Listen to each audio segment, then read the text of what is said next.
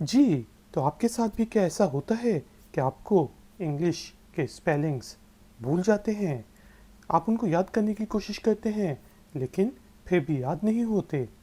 अगर तो आपके साथ ऐसा होता है, तो आप सिर्फ अकेले नहीं हैं, बल्कि दुनिया में बहुत से ऐसे लोग हैं, यहाँ तक कि बहुत से नेटिव स्पीकर्स हैं, जिनको इंग्लिश के स्पेलिंग्स याद रखने में बहुत मुश्किलें पेश आती हैं।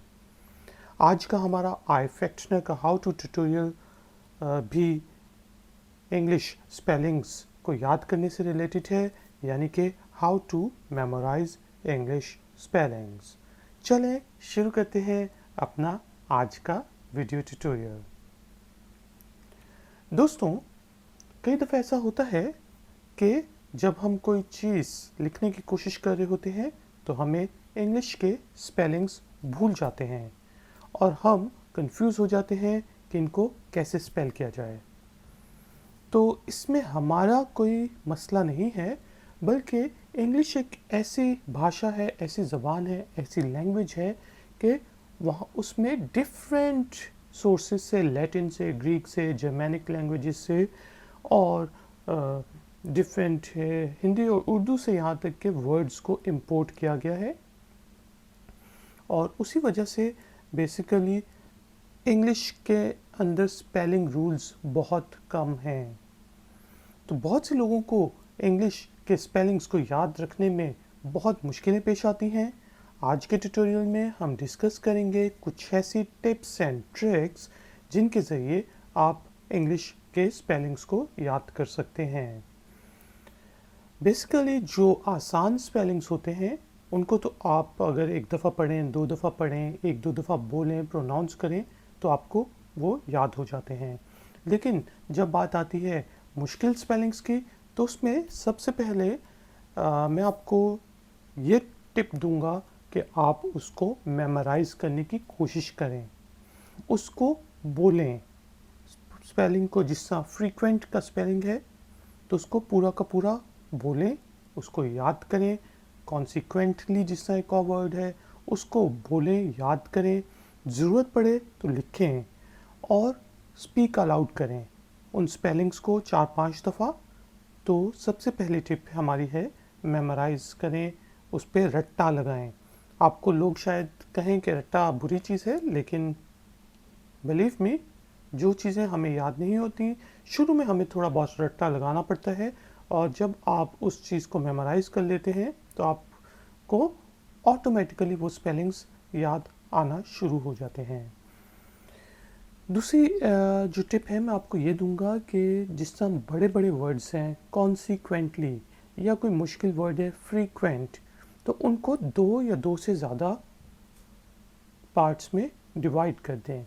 जिसका कॉन्सिक्वेंटली, इसको 4 हिस्सों में डिवाइड कर दिया, या फिर फ्रीक्वेंट, तो इसे फ्री और क्वेंट 2 हिस्सों में डिवाइड करें और फिर याद करने की कोशिश करें। FRE फ्री और क्वेंट QUENT क्वेंट। और इसके आगे ही अगर आपने इसे बड़ा करना है तो फ्रीक्वेंटली लग जाता है।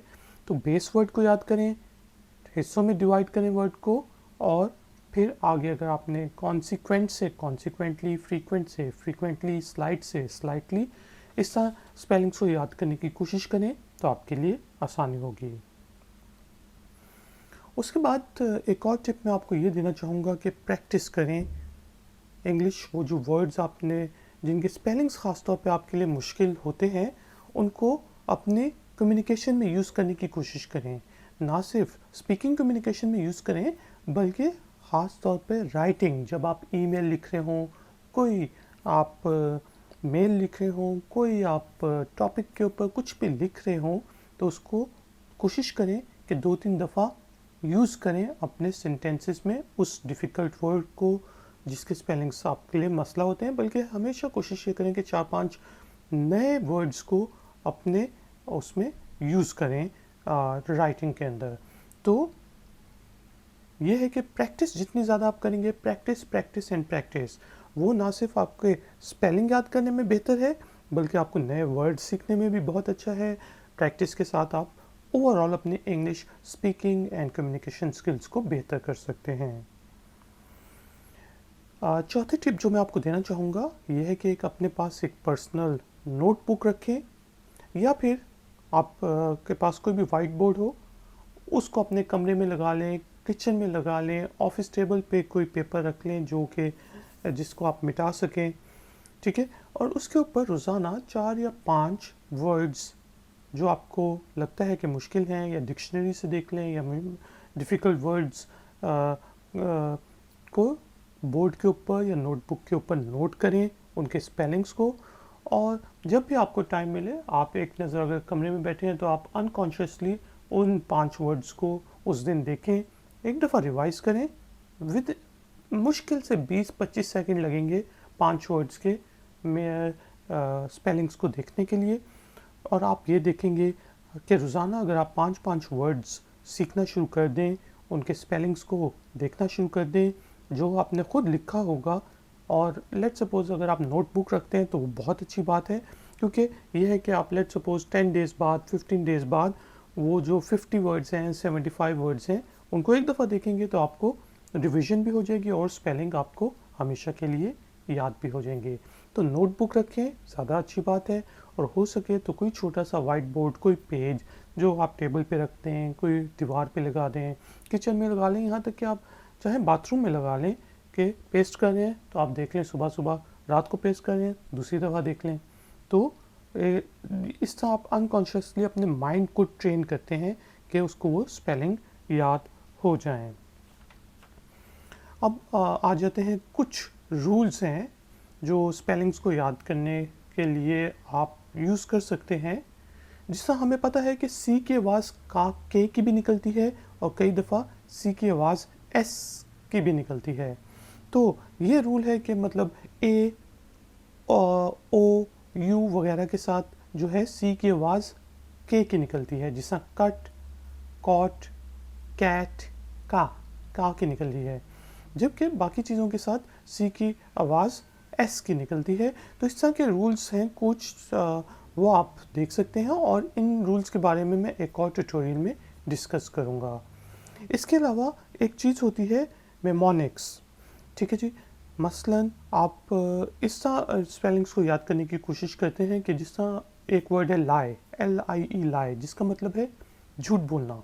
अब लेट सपोज़ मुझे लाई के स्पेलिंग नहीं याद होते, तो मैं कोई मेमोनिक बना लूँगा, जिस तरह डोंट बिलीव अ लाई, ठीक है जी।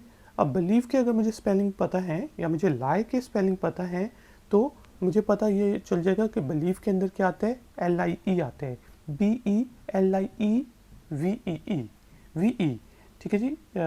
और इसी तरह अगर हमने बिलीव के स्पेलिंग हमें पता है और लाई के नहीं पता, तो बिलीव में हम देखेंगे कि LIE आता है, तो इसका मतलब लाई में भी ई आएगा। तो इस तरह के डिफरेंट मेमोनिक्स आप अपने बना सकते हैं, और आप दूसरों से भी मदद ले सकते हैं इन चीज़ों को याद करने के लिए। फिर आ जाता है जी हमारे पास कि हमारी अपनी भाषा है, अपनी लैंग्वेज है, हिंदी या उर्दू। तो आप जो इंग्लिश के स्पेलिंग्स हैं उनको अपने भाषा में जो शब्द हैं, लफ्ज़ हैं, उनसे एसोसिएट करके याद करने की कोशिश करें। तो कई दफ़ा ये चीज़ भी काम आ जाती है कि आप अगर उसको एसोसिएट कर लें अपनी भाषा में, अपने ज़बान में किसी वर्ड के साथ, किसी लफ्ज़ के साथ, शब्द के साथ, तो वो आपको याद करने में आसानी होगी। एक और टिप जो मैं आपको देना चाहूँगा वो ये है कि आप जो कोई डिफ़िकल्ट वर्ड्स हैं, जिनके स्पेलिंग्स भी मुश्किल हैं, जिनके मीनिंग भी हमें याद करने हैं और वो याद नहीं रहते, तो उनको किसी पिक्चर के साथ एसोसिएट कर लें, किसी वाक़ये के साथ एसोसिएट कर लें। तो रिसर्च ये साबित करती है जब आपको पिक्चर्स याद करने में ज़्यादा आसानी होती है बजाय इसके कि करैक्टर्स, लेटर्स और वर्ड्स वगैरह याद करने में।